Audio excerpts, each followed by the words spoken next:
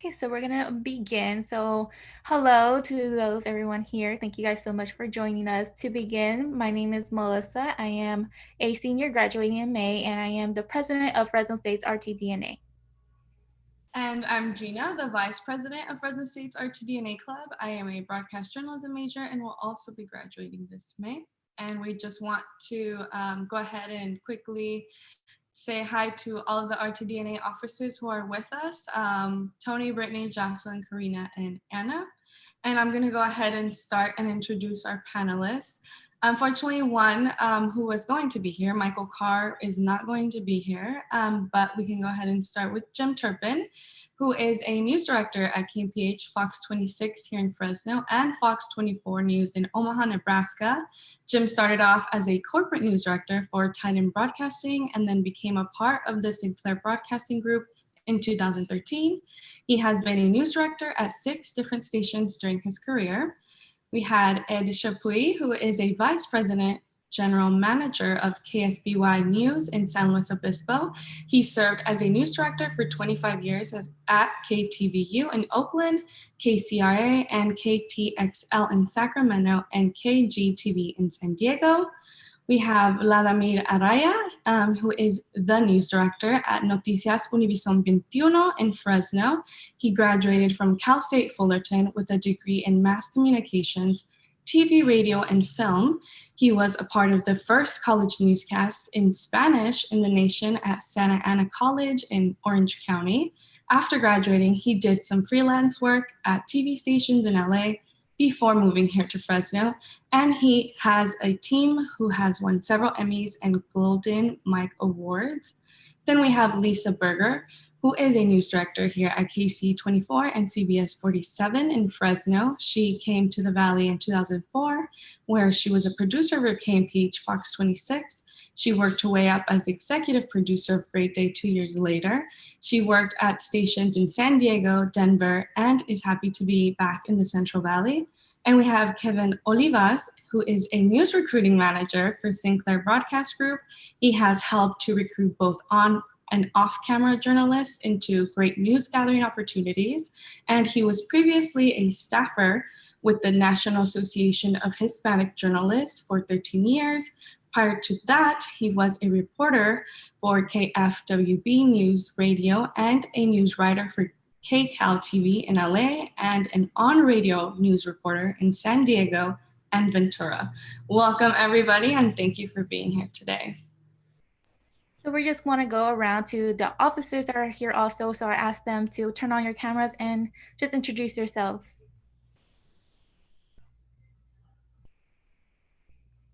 Alrighty, well, hello everyone. Again, thank you so much for being here. My name is Tony Salazar, and I am a current sophomore at Fresno State, and I am next semester's RTDNA's president. And I am very thankful and grateful, and I'm just so excited. So thank you for being here once again.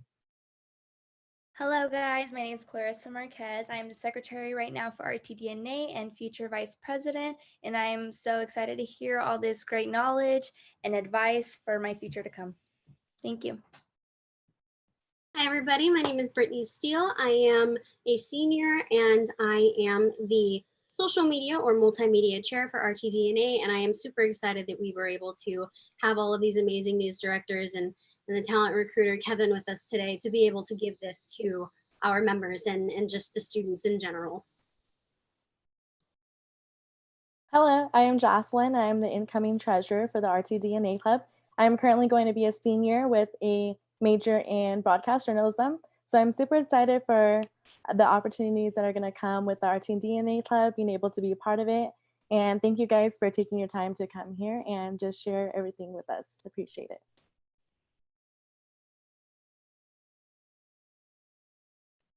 I believe we have Anna left.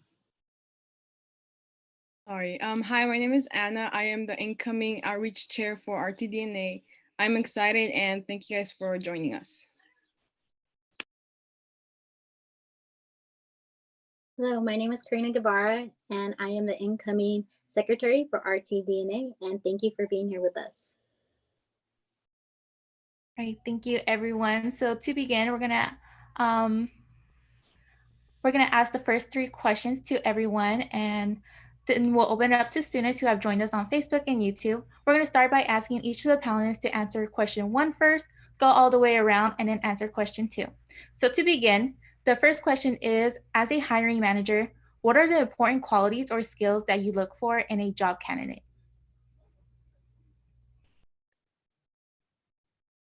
I'll jump in, I guess. I think the first thing we want to know is, can you do the job? Do you have the knowledge base? Do you have the education? Do you know what you're doing? How much training are you going to need? Second thing is attitude, especially for an entry level right out of school. It's attitude. And then I think in addition to those, it's going to be potential. So you might be a little rough around the edges when we meet you, but can we see something in you? Is there something special there? Do we see a drive? Do we see an openness to feedback or a willingness to learn? So when we're hiring you for your first job out of college, we're hiring you going, we're going to have to mold this person a little bit. How bendy will they be? And where can we take them from here? I'll be happy to go next. I agree with a lot of what Lisa said. I think also one of the big things is, do you get me to care about your stories? Do you get me to care about what it is you're trying to tell me about news? And can you connect with whatever's happening in the news or whatever your story is about with how it impacts me as an everyday person? And that calls upon being able to have the skills of great writing, short, declarative, conversational, the way that you talk to your friends, without slang, and really with being able to, as Lisa said, have a wonderful attitude. You're going to find in this business that everybody seems to know each other, and your reputation will follow you. So if you have a good reputation following you, that's really going to help you in so many places, especially when it comes to finding jobs and advancing your career. Being open to constructive criticism, finding ways to be unique, to stand out from the crowd, to find stories and find different ways of telling stories where what you do does not look like everybody else, but instead that it does look different. So when people watch you, they're not saying, oh yeah, it looks like, I see the same thing with all the other stations are doing exactly the same thing, but instead something that stands out, whether it's a story subject or how you covered a particular story that others may have covered as well. When it comes to story sources or how you shot the story or how you wrote it or different sources you might have used, or different angle or multiple angles you might use in telling stories and really presenting it well on multiple platforms, all of those different things. Standing out from the crowd, if you do it well while still adhering to proper ethics and accuracy, is going to serve you well. I want to jump on what Kevin just said, because standing out, I totally agree with him. How do you write? Do you write like you speak with a friend, or do you write like you think a reporter or anchor should sound? Write like you'd speak with a friend, and your story should feature real people. I mean, Faith asks me to judge competitions a lot, and unfortunately what I see is a lot of stories from people coming out of college where they think their reporter track is the most important tool in their toolbox, and it's not. The less you write and the more that we hear from the real people in your story, the better your story is going to be. So keep that in mind. We want to see, how you use real people, how you tell stories. And, I see a lot of people who can write a minute of copy, but how can you bring out the story of somebody? How can you let somebody tell their own story and really let us get to know the person in your story and personalize it? That's what I look for more than anything else is, how are you using people in your stories to make them look real? And by the way, it's good to see two of our former interns in officer positions with RTDNA. Congratulations. It's good to see both of you again. Hello, everyone. Thank you for the invite. For me, it's the same. Just like Lisa said, the most important quality is the attitude. It goes a long way. We can provide training in many areas, but it can teach you how to have a good attitude. You need to be responsible. You need to have knowledge about what's going on in your market. I love people with strong opinions and know how to argument, how to present their arguments. You need to be creative too, independent, have the potential. You need to know how to communicate as well. You need to understand ethics and all the basic skills, how to do camera, how to write, how to edit. Those are the basic skills that we, of course, care about, but we can provide the training. So that's pretty much what we look for. It's attitude, the number one quality. So I would say, I mean, all that's good. I really focus foundationally when I'm just trying to figure out whether a person's qualified is, are they smart? Are they hardworking? Are they ethical? You know, and when I say smart, I mean, do they present stories that are interesting and important? Are they hardworking? You can see it on a resume and talking to them. And I don't care if it's because they worked in a restaurant or somewhere when they were 13. I love hearing those kind of stories. And I think the ethical piece, you think that's obvious, but it's like knowing right from wrong and what we learned in kindergarten. But you'd be surprised, you know, that I really want to make sure that I'm bringing in people who are good citizens and good team players into our stations. Wonderful. Thank you, everyone. And then also, yes, thank you, Jim. Hello. And then for our second question, it will be, our second question will be, what advice do you have for students who are graduating this semester who are looking for their first job? So I'll take this one to lead off, I guess. We're in a time like no other in our history. So there's nothing normal about what's happening right now with COVID-19 and its effect on everything. So patience is going to be a big part of it, and that's hard to do when you have to be patient and put food on the table at the same time potentially. And it is intimidating to go out there. And a lot of companies, whether they're in journalism or in another field, have had to cut back. In some cases, institute hiring freezes or just not be able to hire for a lot of positions. Speaking for Sinclair Broadcast Group, I can tell you this: we do not have a hiring freeze on. We have not had furloughs. We have not had layoffs. We're looking for people. Our news directors still reach out to me saying, hey, I've got this opening, that opening. Do you have anyone? So that still happens. Now the timeline on when they can fill those positions, for us, we're a company that has multiple newsrooms across the country. Obviously KMPH, Fox 26 there in Fresno being one of them. And so our markets are in different sized cities and towns nationwide. Our largest market in the entire country being Washington, D.C., and on the West Coast being Seattle. And so it's a lot of different areas where you can potentially start. And so it's going to vary from place to place and position to position on the timeline and when they may or may not be able to fill that. In some cases, some may be able to do it right away. Others, it may take longer. And so that's going to require a lot of perseverance and patience on your part, which is hard. It's easy to say that, it's hard to do it. So my advice is get yourself out there, apply. One of the biggest things you want to do right now is get yourself on key radar screens. You're talking about 5 of us today, and so you're doing that already. And for your classmates as well who may not be here, who are good and show promise whether they want to be on camera or off. Getting yourself on people's radar screens is a huge deal. Showing you have a passion, showing you work wonderfully with others. If there's anything you've done that's unique, that's out of the ordinary, that's really good coverage, that's still ethical and accurate, but looks different than what everybody else is doing, all the better. Those are the kinds of things that you really want to display to people and make sure that they know that you're out there, you have these abilities, that you crave constructive criticism, you have an innate sense of curiosity, and you really, as others have pointed out here, you want to give voice to the voiceless. I want to follow Kevin and say, don't get disappointed, because what he says about it might take a while is right on the money. We're all navigating through this now, and we're learning.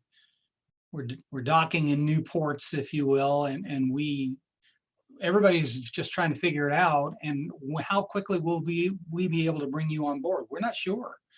Don't get disappointed. Just keep trying. You're gonna. I think the average Kevin could probably answer this better than I, but how many jobs does the person coming out of college apply for before they find that first one? I mean, I can use myself as, I'm an old guy, so I use myself as an example in a different era. But most of my experiences, as Melissa pointed out, I was in English language on air radio news. And I sent out 60 audition tapes and it took a year before I landed my first job. And that was in a time that's nothing like now. It didn't have anything near the challenges you all face now. But that's there. I don't know that there is a typical, it's just going to vary. One of the potential pitfalls that you want to avoid is trying to compare yourself to your friends. If your friends catch a lucky break or something great happens for them, fare thee well, wish them well, that's wonderful. But don't judge your progress by them. They don't pay your bills, you do. So keep at it, keep plugging away. It's gonna be hard. Even without the pandemic going on, it would be hard anyway. Just in general, just picture it this way. There's usually about, in the neighborhood of hundreds of news-related job openings, that's television and digital across the country, around about this time every year. And for those hundreds of jobs, even without the pandemic, there are thousands of students coming out of colleges and universities nationwide going for hundreds of jobs. Thousands of students, hundreds of jobs. The odds are really hard to go up against. I'd like to echo something Kevin said. I mean, there are jobs and we are hiring here at KSBY.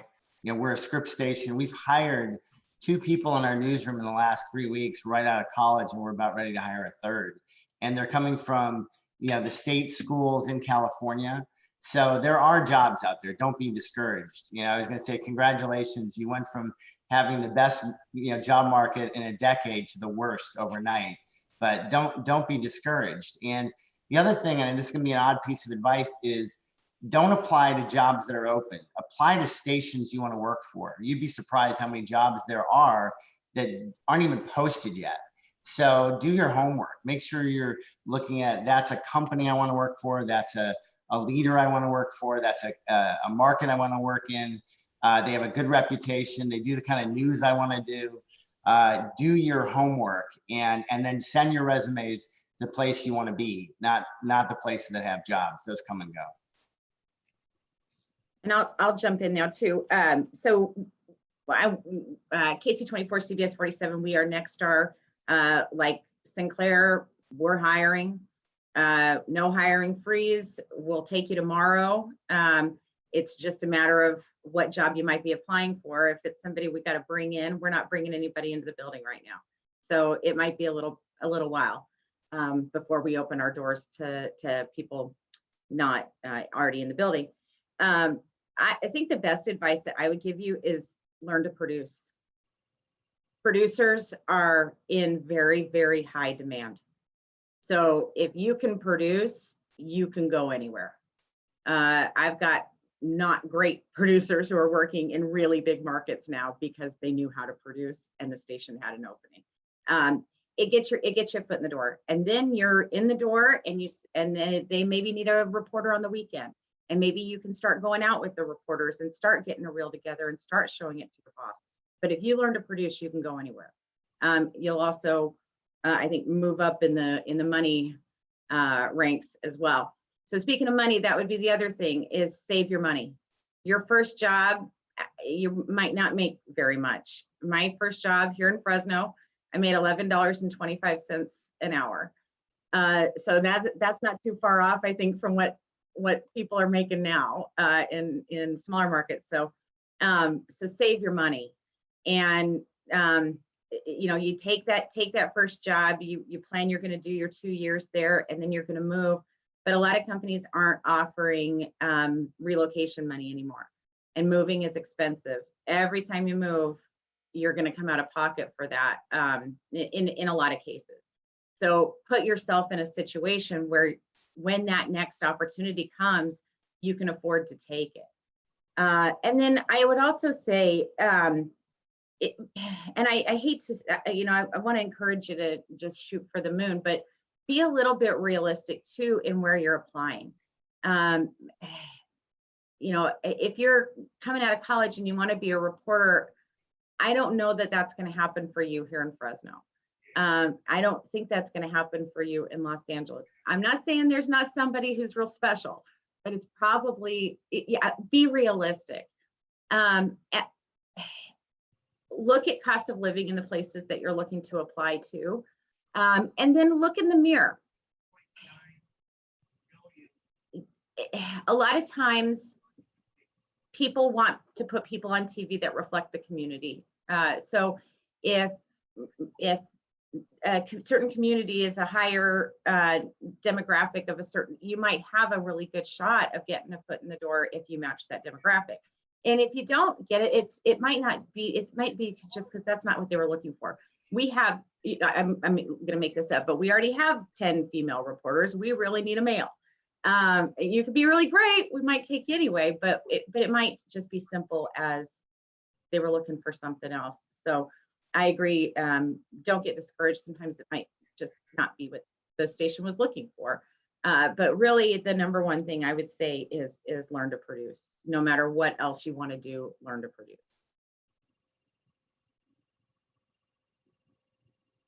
Vladimir, I think you're muted. There we go. Can you hear me now? Yes.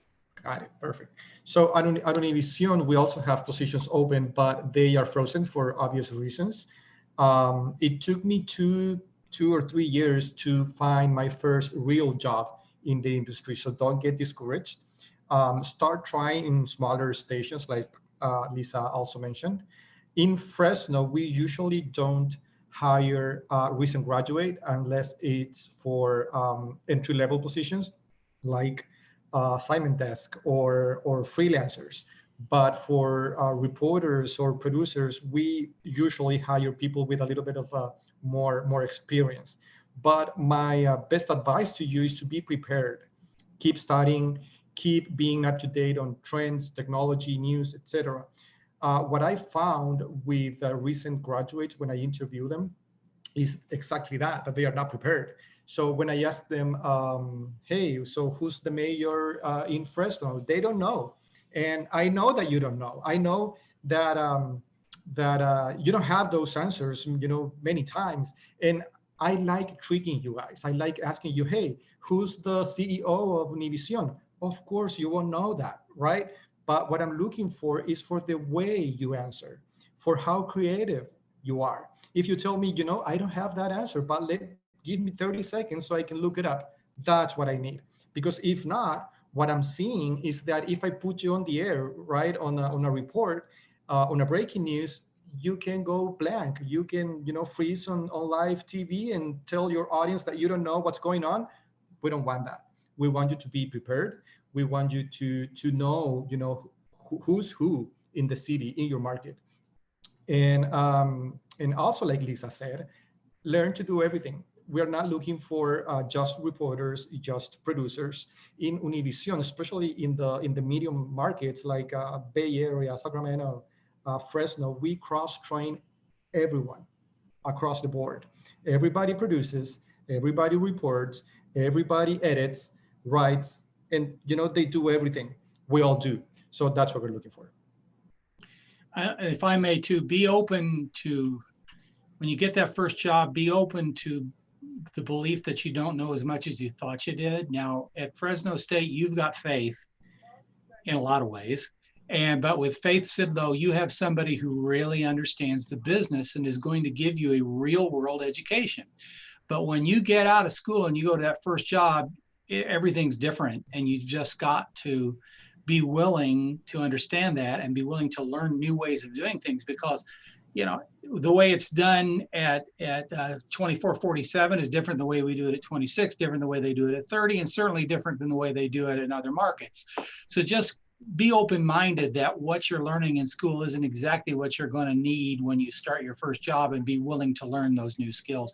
Unfortunately, we get people who come in who aren't that open-minded, and it takes a little while to get through to them. So be ready to do that. And also, you guys have a big advantage coming out of college. You guys do some things well right now because you're learning in college to do social media, to do web, to do all these things, shoot your own stuff, all these things that still fairly new to our industry, but are so important.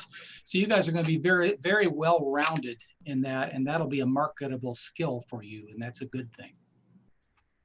And if I can say one other thing too is, because a lot of people are kind of address this as well. No matter what role you play on a news team, if you're on air, if you're a producer, if you're a video photographer, we take a multi-platform approach to news. So we're not just about broadcasts. We consider our news operations to be 24/7 content centers. So all of our news operations have apps. They all have a big presence in social media. They all have websites that are updated multiple times a day.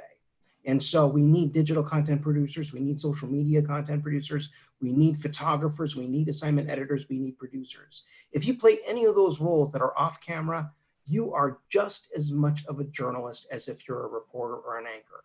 You're no less. You're still a journalist, and what you do matters. You still play a key role in giving voice to the voiceless and in making sure that stories are covered accurately, that there's a sense of ethics about them, but also that they really convey into the audience that here's why you should care about them. So all of those things are important. We have a lot of entry-level type operations as well. We've got the ABC affiliate in Redding, California, just to think of ones that are nearby. The CBS affiliate in Bakersfield. In fact, another Cal State Fresno, another Bulldog got hired there as a producer. So we do have those opportunities as well. And that hire was recent. So so we have them. So it's something to bear in mind. I think if I give you a piece of advice when you're looking for that first job, is you want to find out from that news organization to interview them, is to give the sense of like what's happened to some of their past folks. How much are they going to be able to help you when it comes to training, to be able to take that the skills that you would learn there to, if you decide you want to move on to that next market. The larger the market, the more pressure, the more challenges, and you really want to be ready for that. Not just in terms of your journalism skills, but your mental makeup. Larger markets, again, more pressure, more challenges. You want to be able to thrive in that environment. And a lot of times you'll learn how to do that in a smaller to medium-sized market first. I'm not trying to monopolize, but Kevin just said something I want to follow up on. Interview the people in their newsroom, ask them how much training they get, how much feedback they get, because you don't want to go into that first market and not hear anything in the way of training, just be left to your own devices. You want to learn and grow. And there are some really good newsrooms in smaller markets where they invest heavily into making you better at your craft. And there are some that won't, they'll just throw you in and say, okay, do your job, and ignore you. And you don't want to be in one of those. So do your homework. Go to a shop where you know that it's rich in training, feedback, and coaching, and that'll help you grow and go where you want to go next in your next move. So I wasn't sure, there was a question at one point about preparing for the interviews, and I think this is hopefully where you guys are if you're graduating. And I know it's got to be intimidating as all get out, going into these interviews. So I just hope, and just some practical advice, as you guys go through it. I agree. I think you have to go in being prepared to do anything. In a smaller market, the more multitasking you do, if you have tech savvy, show it. Your resume is really important. I know this is gonna sound like an odd thing, but make sure you look at it again, and proof it. I can tell you for a fact that I have knocked people out because of misspellings on their resume. There was one intern that I almost hired, and she misspelled education. And then I saw the same resume 6 months later applying for a writer job. I finally had to call her and say, fix that. It's stopping you from getting jobs. I think it's really important to be very introspective. I know that's kind of basic stuff, but the other thing is, until you get hired, one of the greatest things about where we are right now is you can continue to post and publish stories. You are a publisher. I will look at your Facebook page. I will look at your Twitter feed. I will look at, anything that you've got. Pinterest, I don't care. I mean, seriously, if you're a storyteller, you're going to find an outlet to tell your stories now. So just tell good stories until you get hired for your first job. And and then look for any job to get in. Get your foot in the door, and then you can show what you can do. And I think to the question of getting hit with a question you can't answer, one of the hardest things to learn, it took me years, was to say, I don't know. I don't know, but I'll find out. I'll get back to you. So sometimes you just have to admit that you don't have the answer. Don't try to dodge around it. So, but you guys are all in great shape to enter the workforce. Kind of just want to piggyback on the answers that Ed just said, because we were going to ask, what is one thing or multiple things that job applicants do that make you immediately put the resume on like the no pile? Like, oh, no. And that goes to both for those who are applying for reporters as well as producers.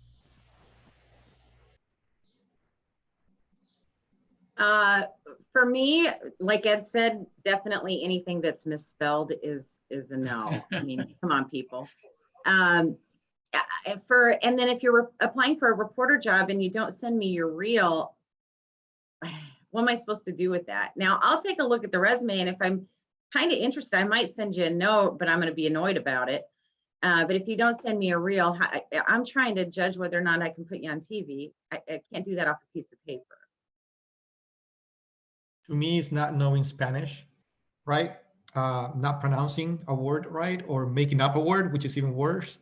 The I don't know answer also goes to the no pile right away.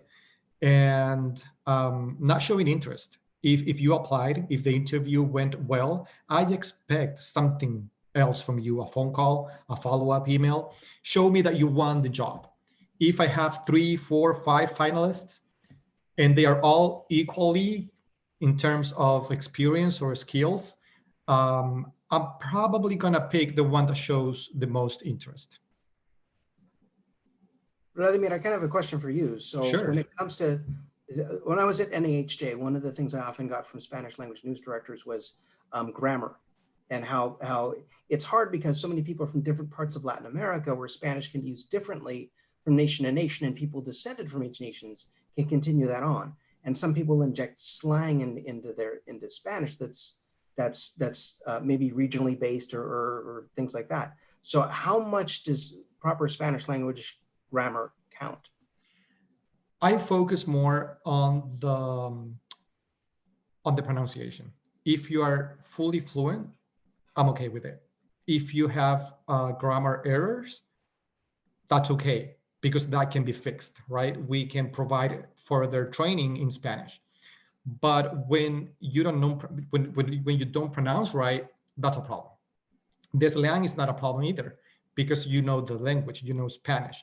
We can remove the slang. So that's how I see it. Yeah. Great. Thank you. You guys might all be surprised how many cover letters we get where you put the wrong name in for the news director, or you don't have the station or the call letters properly done, or there's bad grammar. I can guarantee you every one of those 3 is an automatic disqualification, because I figure if you didn't do your homework enough to know those little things, you're not going to care much about finding out facts for stories. So, just double check your cover letter. I don't want to know the history of the world in your cover letter. I just want to know a little bit about you. We can find out more. But double check them for spelling and for facts. But you might actually be shocked how many we get with those kinds of mistakes in them. And let me add something to what I just said. When I say that I don't focus much on the grammar, what I mean is that we understand that most of you guys are raised in the United States and don't speak Spanish all the time, and that's why you tend to make mistakes when you write. But speaking is different. I know for me, when I get like demo reels too, I'll sometimes get people concentrate too much on anchoring, and that's not a realistic kind of path for us when coming out of school. It's not realistic to expect to be an anchor out of school. It's possible. We've had examples time and again, somebody who started as an MMJ and got a chance to do some fill-in anchoring, and down the road that could lead to more anchoring. But for me, I want to see your storytelling. You're most realistically, like if you're seeking to be on the air, likely to be considered for an MMJ position. I want to see you being able to do that job. I want to see you reporting. I want to see you out in the field. And I want to see what your video editing and shooting looks like. And so that's a common mistake I see some people make too, is, oh, it's got to be about anchoring. Somehow anchoring is above reporting, and it's not. And it may not be the best way to show off what you can do.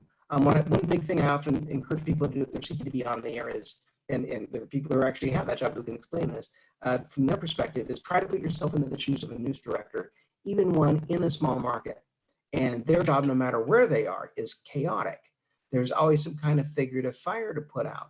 Whether the live truck doesn't work, or they can't get somebody to go on the record on a story, or things like that. And they get hit with a ton of emails with links to demo reels of people who want to be on television, even in the tiniest markets that may not be represented here, like markets 200 plus and smaller.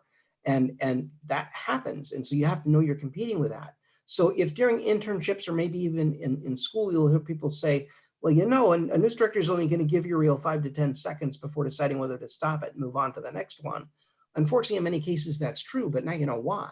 So another common mistake I see is people sometimes have really good stuff, but it's buried in their reel. it's like, like 30 seconds in, or if it's several minutes in, like, well, this thing won me all these awards. I'm going to save this to the end. And when they get to the end, they're going to love it. And the problem is a lot of news directors don't even come close to the end because the stuff you showed them to begin with isn't what they're looking for. And they stop your reel and moved on to the next one.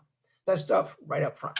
That's right. And another problem I've seen is that reporters, I think they tend to only use stand-ups or live shots. And sometimes they don't even put a complete package on their reels. And that's key. Like Kevin just said, storytelling is key. I want to see how you write, how you find twists and main characters, how you humanize someone, how to, do you connect with the audience. Yeah, I'm glad Kevin mentioned internships, and I know there are actually fewer of them these days, but they're still great. I mean, if you can get your foot in the door and do an internship, it's the best way to show over a period of 10 weeks or 12 weeks what you can do. It's not like I'm trying to make an impression in a 30-second phone call or an email. And I do think there is something to showing some drive and initiative. I know my HR people will hate me for saying this, but we'll have like 80 people apply or 100 people apply for a position, but the person that then follows up and actually sends their resume and cover letter and link and the reel by email to me, and spells my name right and knows what station they're sending it to, you get points for that. I mean, you do it too much, you get points taken off, but I do think you have to show that you want the job, that you're not just part of this shotgun blast of I'm sending my resume to 100 places. Show some interest in this job. Guys, for answering those questions. We're gonna go ahead and open it up to the officers. I believe they have questions. Can I add one more thing? Everything you're doing in school as it relates to your field of study is important and can be creatively worked onto your resume. So I get resumes for, and some of these are some more entry level, and again, this is, you're not just pursuing a career maybe on air. And I forgot, I should have mentioned earlier to say hi to Tony Salazar, who is a wonderful member of the KC24 CBS 47 news team as a college student, and he's awesome and a hard worker, and he's going to be a great president for you guys next year. Thank you so much. I really appreciate that. Thanks, Tony. But the other thing is, so I look at a resume and they're applying for a job and the most recent experience is KFC. And I go, what in the world are you doing? So if you've got RTDNA and you've got whatever those are, put those on your resume, and maybe the other stuff lower. If this is your first job in TV, I might add that as a suggestion as well. Great. Thank you for that, Lisa. Brittany, I believe, has a question. Brittany, did you want to go ahead and ask the question? Yeah, so we've been getting a couple of questions via social media. And the first question, which has actually been asked by one of our incoming officers, she would like to know, what can or should we expect when starting our first real job in the industry? You mean like money or experience or what? Jaslyn, would you like to clarify what you're asking in that question? Yeah, so I feel like, I feel like a lot of college students, like going into just any real job, they don't really know what to expect. You can get the education on it and the background of what it, but going into it can sometimes just be completely, unexpected. So, as experiences from you guys, when you guys entered your first real job, what did you guys expect, or how was your guys' experience from it? Oh, that's a really good question. Man, I had a fire-breathing dragon for a news director my first time. So I thought every news director in the company or in the world was mean and yelled and cursed. And it took me a while to figure out, wow, that's not true. And that was great. And that's really not true. I would say go in with the willingness to learn. I mean, because you don't really know as much as you think you do. And I don't mean that to be condescending at all. I'm just saying that first job in the real world, man, you're going to go in there and you're going to be ready to go. and you're going to get discouraged sometimes because you're going to run up against in the roadblocks, and we can't spend as much money as you think we should spend, or we don't have all the equipment you think we should have. But what I tell everybody is go into that first job and be all about you, and be all about getting the most experience and doing the best you can, because if it's all about you, you're going to do your very best job every day. And once you do that, and you're putting together the best reel you can, then you can market yourself. You can stay there. If you find a place that you go to in your first job and you love living there, I got to tell you what, that's very important. Finding a place you love to live and you love to work is more important than working your way up the ladder. I'm just telling you. And if you go in there and you do well every day, you're going to put yourself together a reel that's going to help you go someplace. So I go in, make it all about you. And at the same time, while you do that, you're making it about the station too, because when you're doing your best work every day, it helps everybody. Yeah, I think for me too, just being open to doing everything, because you're going to find that that is part of the experience. Is you're going to find that everything is different each day, and in a lot of ways that can be good. You literally have a front row seat to history, even if it's in a small town. How many times have news events happened in small towns that ended up becoming really big nationwide? That happens all the time.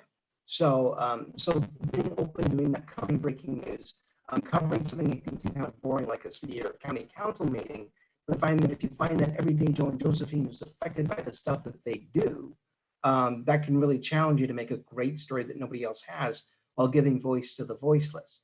Covering feature stories, learning how to do different kinds of coverage, from investigative to multi-platform coverage, really building an audience for yourself on all these different platforms, from the station's app to social media to websites, and how to like show different aspects to your coverage. Like if you come up with a story idea, you explaining to the audience how you came up with that story idea is often interesting to them. The stuff they don't normally get to see, and that's kind of a new wrinkle in journalism these days. We often phrase it as being process journalism. If you like take your cell phone and you talk into it, if you had a really great story idea, you pursued it and it became an actual story. Just ad-libbing into the camera on your cell phone for like 20 to 30 seconds saying, okay, so here's how I came up with this story. I was having a conversation with somebody and something they said spurred in my mind. Hey, could this be a story? And I followed it up, and sure enough, here's what happened. This is it. And then you take that content and you upload it to your social media or to the station's social media. That's literally pulling the curtain back, so the audience gets to see the kind of stuff they don't normally get to see. And in the age that we're in now, the mobile, digital storytelling, immediate news age now, it's the stuff they don't get to see that, and oftentimes piques an audience's interest. Yeah, I think it's important to note that you're in a learning environment right now in college, and I think most TV stations are still learning environments. And hopefully, even though those of us who've been in this for 30 years are still learning. So, you know, the key is when you come in and you learn something new, if you make a mistake, you know, you have to get through that and not make the same mistake twice. That's what'll kill you. You know, if I see the same person making the same mistake 2 or 3 times, that's not a good sign. I would say the other thing is differentiate. You know, you're going to be with a bunch of 20-something-year-olds in that newsroom. You know, they may be your friends outside, but you have to differentiate between a professional work environment and how to treat each other like colleagues and team players, and try not to get, you know, down in the mud. I've seen some newsrooms like that, and it could kill them. So be a good team player, stay positive, and bring a positive energy and vibe, you know, to your work every day. And be a sponge. Look around, ask questions. Why do you do this? What do you do? How do you do it? Even if it's not your job, learn everything about all the other jobs, because your job is linked to theirs. Everybody's connected. And it's okay to ask questions, even if you feel like you should already know the answer. And I'll tell you that when I came out of college, and Kevin, I'm a matador too, that I called it a VOB. In the first 2 or 3 days I'm at KMPH, they're asking me to write VOSOTs, and I had no idea what a VOSOT was. And I finally had to say, I don't know what VOSOT is. And it was embarrassing, but it's just terminology. So if you don't know, there's a lot of lingo we use. And if you don't know what it means, ask. Don't waste 2 days not knowing because you're too embarrassed. We know you don't know. So it's okay to ask a lot of questions, and just follow people around. learn all the jobs and how all the jobs work. And do expect a lot of feedback and constructive criticism. They are all opportunities for you to grow and improve.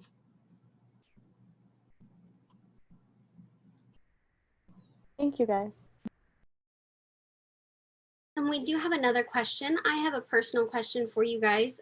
Those of us that are wanting to be digital content creators or producers, what do you look for in the application or in the resume before sending us those written tests? What would you like to see that would maybe put us on top of other candidates before the writing test? It's a good question. Are you creating your own content, or are you simply retweeting or reposting from other sources? Are you writing your own stories that are only on your social media platforms, and what are you putting into them? I'm looking for creativity. We don't expect you to be perfect, but I want to make sure you know how all of your media are used, because everything's different. Instagram's different than Facebook's different than Twitter, and so on. Do you know how to use those? And are you creating your own original content? And I'll tell you this, nobody expects what you're doing to look as polished as it's going to look when you get to a commercial TV station. You just don't have the tools to do it. We understand that. We're just looking for, do you have basic grammar skills? Do you have basic writing skills? And are you willing to go out and do your own stuff? That's what I look for. For us in Univison, that's where grammar comes into place. That's the key. If you know how to write, then you have a better chance of getting hired. And all the technical skills can be, again, trained, but you need to know how to write, how to engage people with your writing. Yeah, I mean, I think social media in particular is a bit of a high wire act, and I'm always amazed. Back in the day, it used to be that we'd have 2 or 3 sets of eyes look at a piece of copy before it ever would appear on air and get published. And nowadays, you guys with Twitter or Facebook or Instagram, are putting stuff out there with you're the only ones that reviewed it. So yes, spelling and grammar matter. So I realize that we're in a 24/7 very quick environment, but yes, good journalism and good grammar matter. So I look at your posts for that. Yeah. And on your resume, like different kinds of editing skills and different kinds of editing programs you know how to use is always important. An added plus, if you have the skill, is knowing how to do, in addition to helping others on a news team to get the best out of their multi-platform presence, and aiding them saying, okay, well, you're doing your story like this on this platform. You're not quite drawing as big an audience. So how about you try this way? Being able to show you know how to do that, that's always helpful. But in addition to that, like doing graphics over video, that's a big skill to have as well. If you're good at that, if you can come up with something where if somebody in normal times, so to speak, was at work and they wanted to check out the news on their mobile device, but they didn't want the boss to know, and they turned the sound down on their phone or their iPad or whatever it is, and they could call up your story and see the story playing, see the video to it, and see the words going by that people are saying or that explain the story. That's another way to connect with audiences, and that's an incredible skill to have. So if that's something you're also in possession of as a digital content producer or a social media content producer, those are the kinds of things that go digital. We measure all of that. All of that is vitally important. If we were just about broadcasts, we'd be sunk. We're not. We're about all these other platforms. We're about over the top. If you're not familiar with that, that's something to become familiar with. It's a new term called OTT. Learning about what that's about, that's a big part of what we do as well. And so being able to master skills like that and how to connect with audiences is going to be helpful.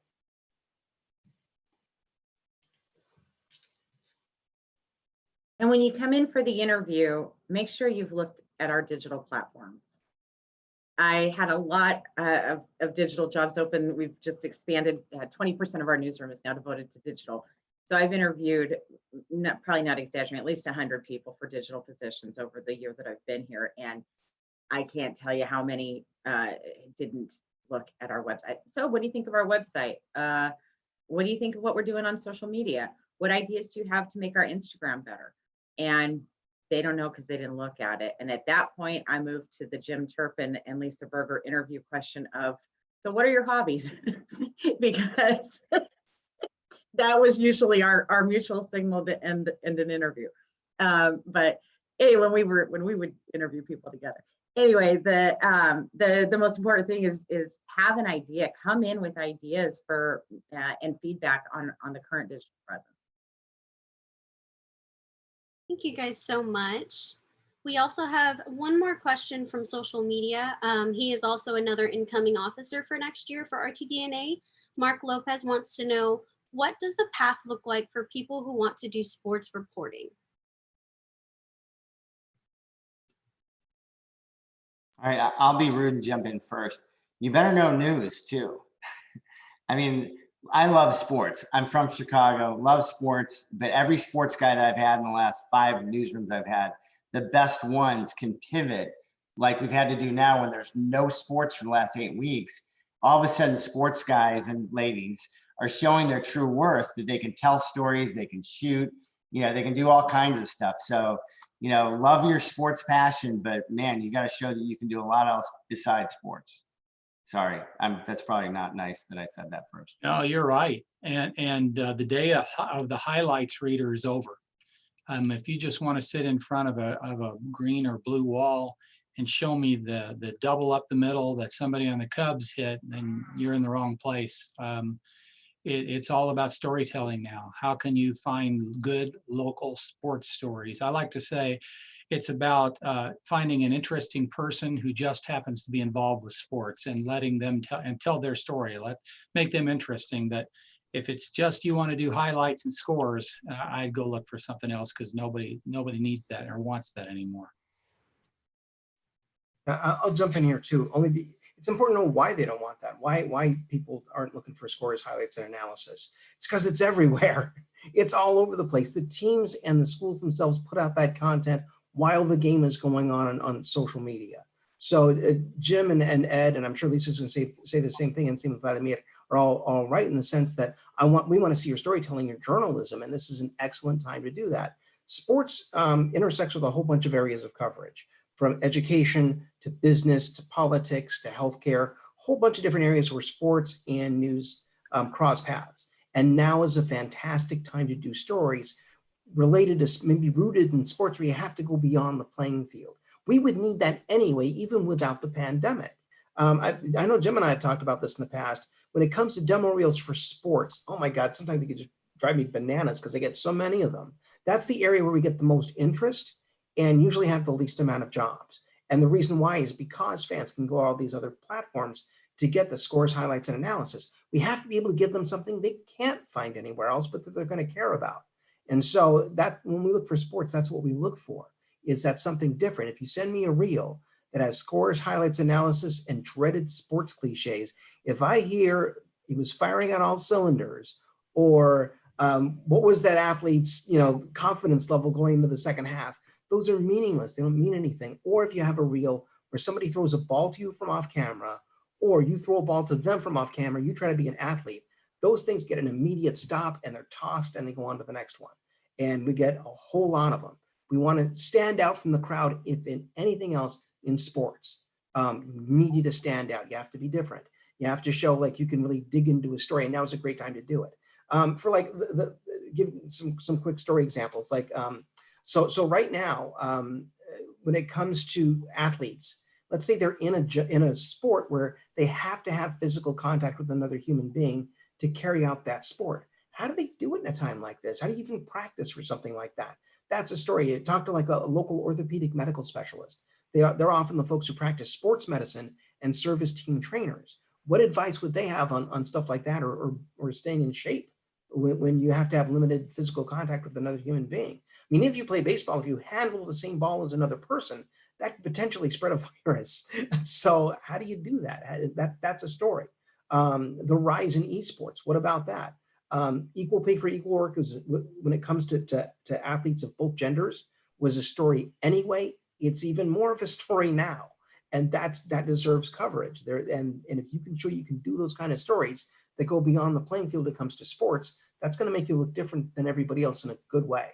So that's the kind of stuff we want to see. In the meantime, though, like we talked about before, like Ed had talked about, and other people will talk about as well, having the versatility to be able to transition to news or be a photographer, a video photographer, or things like that. They're all journalism positions. You're a storyteller in any of them. We need all of them. And so being able to have that versatility, using your sports as a route to be able to transition to being a jack of all trades or a Jacqueline of all trades in all kinds of different areas is going to serve you well. I will tell you that the last week we hired a sports person about 8 months ago, and I got so many reels from people who all they did was stand-ups alongside the football field, or they interviewed professional athletes or whatever. And we ended up hiring the person we did because she had a lot of stories about non-traditional sports, and that's exactly what Kevin is saying, esports and things like that. She did stories on lacrosse or go-kart racing and things like this about the people who were involved. And I said, wow, this is good. And it cut through the clutter. I mean, our company teaches and it has a lot of ideas I like, but one of the main ones is you got to get past the what. You know, I can get the what. I'm a huge Indiana University sports fan, and by the time sports comes on at night, I know everything I need to know. I don't need you to tell me that again. But if you tell me something I don't know, give me the how and why, I'm interested. And that's what you've got to do with sports. You got to get way beyond that double up the middle or the slam dunk, and give me some personality. Give me something about go-kart racing or lacrosse or something like that. Thank you, everyone. Just to let you know, we are going to be extending this panel for another 15 minutes. So those who are watching it on YouTube or social media, please send us your questions and we'll ask the news directors for you. We do have a question from Zachary Harris. He asks, what is the best strategy for cold calling stations for jobs? Who are the best people to cold call? I don't know about any of the others, but that's probably one of my least favorite things for you to do. I'm slammed. I've got a ton of applications that are coming in through my internal system, and when I have the time to devote to that, that's my time I'm devoting to that. And your phone call, I don't know. I don't love them. Yeah, same here. With me, it doesn't work. I personally hate it. That's why we have a website. That's why all the instructions are on the website. So if you don't follow that, if you are not able to find that, I don't know, you're not sending me the right message. We're not all jerks. We just, like Lisa said, I mean, our days are highly structured, and or we think they're going to be, and then they end up just going all over the place and we get distracted. I would make a suggestion to you, and that is sometime in the middle of the afternoon, pick somebody in the newsroom and call them. Just find a name, and like if you're interested in being a reporter, call a reporter. They might have a few minutes to talk to you. Ask them what kind of news department it is. But I wouldn't start with the news director. I mean, try to make relationships. I mean, internships are great if you can't do that. But then cold calls, I got to agree with Lisa. Don't, you know, I'll try to talk to you, but don't get your feelings hurt if I can't. I guess that's the way of putting it. I think the key is trying to find someone in the newsroom that you might know. LinkedIn is a great place to start. So if you have a good LinkedIn profile, and then it shows you first, second, and third degree connections. And you'd be surprised. Some newsrooms, the hiring manager is not the news director, that it's the assistant news director or the executive producer. And it's different for different positions. So, sometimes an EP might have a little more time or not, but I think it's okay to try to reach out to whoever that hiring manager is. And I also say too, use the fact that you're a bulldog. Use the fact that you're going to be an alum of Fresno State Focus. There's some amazing storytellers out there who've come out of your program. That's why we're praising Faith Sidlow so much, because she's fantastic at producing really amazing storytellers. And so use that. If you find somebody who's an alum of your same program, or maybe they're like Lisa and I are fellow Cal State system alums, we have that much in common. Reach out to them and find them, especially if they may not be on the air. And if you're able to really show them, hey, look, this is what I'm interested in, what I can do. You, in a way, kind of have an advocate for you in the news operation, rather than calling a news director cold and then having that person say, oh yeah, they're the person who got me right in the middle of a big meeting, and that's what I remember them for.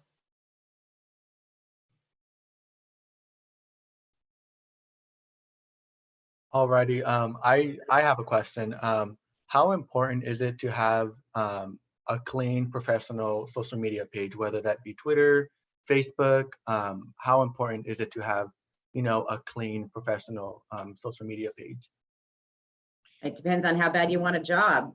That's the first thing we're going to look at. So if there's garbage there, we're not even going to keep going.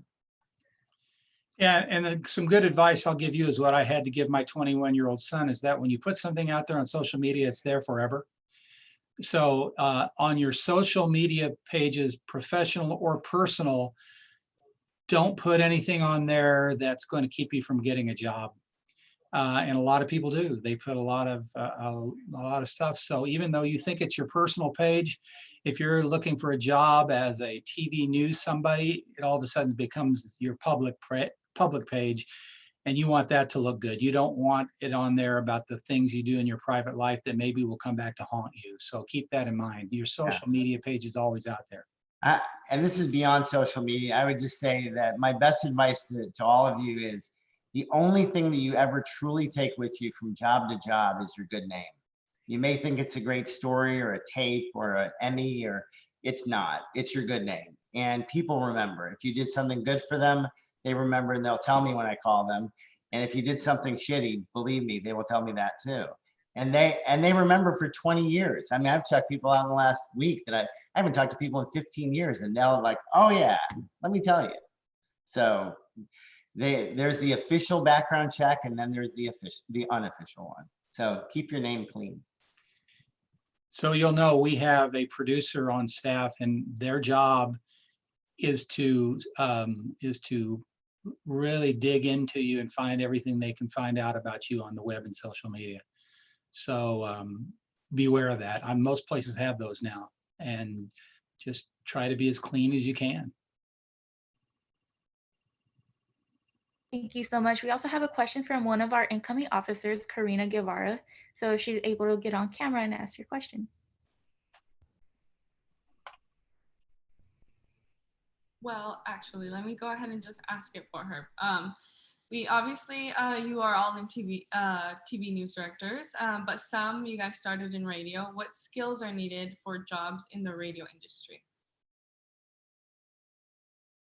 So my background was in radio, so it's obviously very similar to television, short declarative writing, where there aren't pictures, there's sound. And in this case, in the age we live in, because it's multi-platform, it will be pictures too. You may go out and do a story primarily for radio, but that radio station is likely gonna have a website, and they're gonna want visuals on that website. So you really have to think multi-platform. You have to think how, you still as a radio person have to think, how is this gonna look? Because you may need to shoot video or take still pictures or both for a story for the station's site or its social media as well. So that's kind of a new wrinkle that hasn't been there in the past, but it's still about short declarative conversational writing. Where in television, you may have like a minute 30 to, in some cases, maybe 2 minutes for a package. In radio, you got 35 seconds, beginning to end. You got to squeeze everything in there. So you really have to kind of, in a way, write on the head of a pin and really be sound conscious. For television, for us, we're big on nat sound. We're big on using natural sound for a story. If it lends itself to the story, it's like you're taking the audience member with you to the story when they take it in, not just visually, but can hear it as well. And so that's a big deal to master that skill. For radio, it's going to be the same thing. It's going to vary from place to place. Radio stations are like any other business going through this pandemic right now. A lot of them have also had cutbacks. So it's going to be the same kind of principle as television, in that you're going to need to be open to the possibility of going to a smaller market first.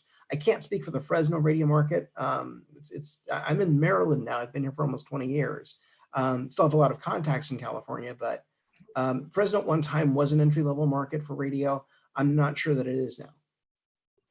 Well, if you look at KMJ's website and its social media feeds, you'll get an example of what they're looking for. And they're very active.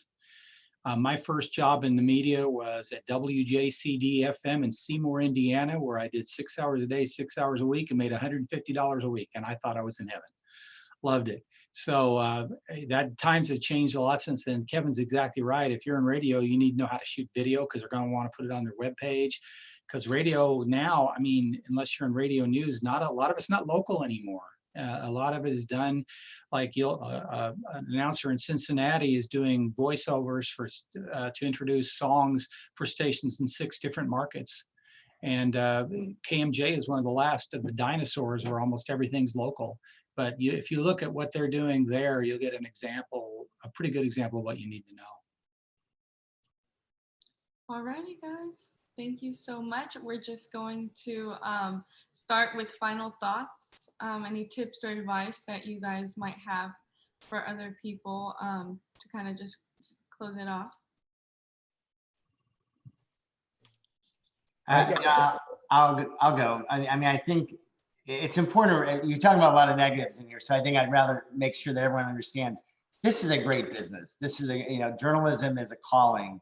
And I think the people on this call have devoted their life to it and believe in it. We believe there's a bright future, in it. There are jobs in it, so don't be discouraged if you don't get one right away. And we made it somehow an hour without saying the words COVID-19, but we are in the midst of the COVID-19 pandemic. But one of the things that you have to realize is it's also creating a tremendous content pool. There's a million stories out there to tell, and you're the ones to tell them, and we're going to be telling them for years. I personally would rather have an earthquake, fire, flood, war, anything, because it's a lot easier, and it's going to end at some point. This is a weird one, but that having great journalists jump into this at this time and telling great stories is really important. So keep working hard, stay positive, learn, keep telling great stories, and keep finding the truths. I believe in you. So I echo a lot of what Ed said too. It is still a positive thing. You're still giving voice to the voiceless. If you happen to be somebody who speaks any other language in addition to English, whether it's Spanish or any other language, that makes you extremely valuable. It's a huge marketable skill to have. But ultimately, it's about telling stories that need to be told, like Ed had suggested. And there are now more of those because of this pandemic. The jobs are out there. If you're a good storyteller and you can make an audience care about what it is that you're saying, you're somebody we're going to want to talk to. So keep the faith, pardon the pun. And I put my email on the chat. So feel free to reach out to me. And even if you have a year left in school, I'd love to stay in touch with you. The same here. Do your homework, learn about the company, be prepared, show interest, and be willing to be trained in the different areas of the newsroom. And feel free to reach out. I didn't know when I started journalism school that what other positions there were. I wanted to be a sports reporter. And I knew that there was sports, and I knew that there was reporter, and I knew there was anchor. I assumed that people did some things behind the scenes, but I wasn't sure what they were. I was sitting in my Women in the Media class, and my professor said, "Media shapes the national conversation." And I'm taking my notes, and she paused at the end, and I paused when I wrote the sentence. And I looked up, and she said it again: "Media shapes the national conversation." And at that point, I already knew what a producer was, fortunately, but that's when I changed my track to producing, because I thought, oh, okay, I think I need to do that. Somebody's got to do it. And I looked around my class, and there were a lot of no, I'm just kidding. But I knew that I trusted me. I trusted me to shape the national conversation. I wanted to be a part of that. So I guess I would say to you guys, don't be afraid to look around and see what other positions exist in the newsroom that maybe would be a good fit for you. Think about the future. I love that we've got one of your officers here that wants to be a digital content producer. That's very forward-looking. And then I would say, just to look ahead at some of the questions you kind of told us to prepare for in terms of taking time off between school and getting your first job. I was 2 years out of college when I got my first job. I hadn't done an internship. I worked my way through school by the skin of my teeth, scraped by for rent.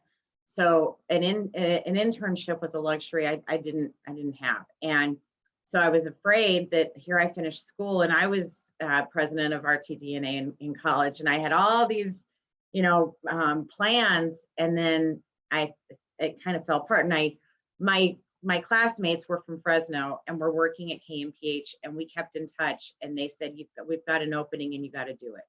So I would say if you're going to take the time off, that's okay. Just keep in touch with your classmates, build your network always, because it might not be now, but down the road, somebody that you're in these classes with could be a big difference maker in your life. The bad news is right now is that people say they're losing faith in the national media, but the good news is they still have a lot of faith in local media. Now, how do you keep that faith? You don't go out in the field and report what you think you need to find. You report what you find. I always say to everybody who will listen, tell the truth and don't worry if you piss anybody off, because the truth is always the truth and it never changes. So you're going to be the torch bearers now. You're going to be the new torch bearers. Be willing to do that and keep the public trust by always telling the truth. You're not there to give us your opinion. You're there to report the facts that you find. So keep that in mind.